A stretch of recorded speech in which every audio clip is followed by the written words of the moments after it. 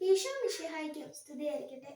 വിശുദ്ധ ഗ്രന്ഥത്തിൽ എത്ര പുസ്തകങ്ങളുണ്ടെന്ന് നിങ്ങൾക്കറിയാമോ? അതെ, 73 പുസ്തകങ്ങൾ. അവയുടെ പേര് നമുക്കൊന്ന് കേട്ടു നോക്കിയാലോ? ഞാനൊരു ഗാനരൂപത്തിൽ പാടിത്തരാം. ഉൽപ്പത്തി, പുറപ്പാട്, ലേവ്യർ, സംഖ്യ, നിയമാവർത്തനം, ജോഷുവ, ന്യായാധിപന്മാർ, റുത്ത്, 1-2 സാമുവേല്, 1-2 രാജാക്കന്മാർ, 1-2 ദിനവൃത്താന്തം, Ezra, Nehemiah, Tobit, Judith, Esther, 1-2 മക്കാബയർ, ജോബ്, സങ്കീർത്തനങ്ങൾ, സുഭാഷിതങ്ങൾ, സഭാപ്രസംഗഗീതം,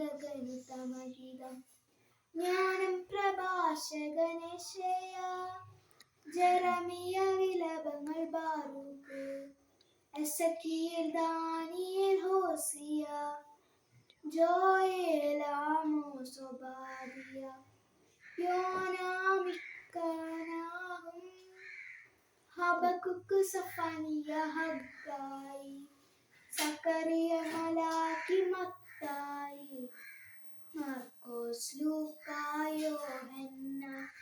അപ്പസ്തോലന്മാരുടെ പ്രവർത്തനങ്ങൾ, റോമ, 1-2 കോരിന്തോസ്, ഗലാത്തിയ, എഫെസോസ്, ഫിലിപ്പി, കൊളോസസ്, 1-2 തെസ്സലോനിക്ക, 1-2 തിമോഥെയോസ്, തീത്തോസ്, ഫിലെമോൻ, ഹെബ്രായർ, യാക്കോബ്, 1-2 പത്രോസ്, 1-2-3 യോഹന്നാൻ, യൂദാസ്, വെളിപാട്.